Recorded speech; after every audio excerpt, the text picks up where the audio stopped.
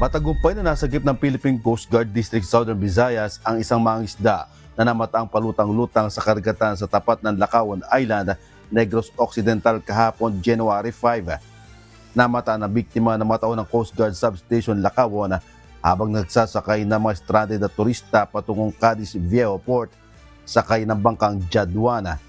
Agad na nagsagawa ng rescue operation ang Coast Guard at ligtas na dinala ang mangingisda sa kanilang istasyon kung saan siya nabigyan ng paunang lunas.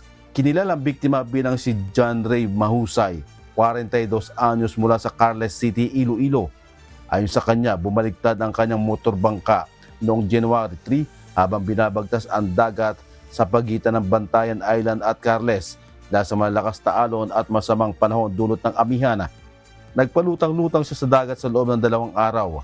Kalaunan ay dinala ang mga isda sa Cadiz District Hospital para sa karagdagang pagsusuri at patuloy na monitoring ng kanyang kalagayan. Jerry Galicia, humahataw sa Balita Ngayon.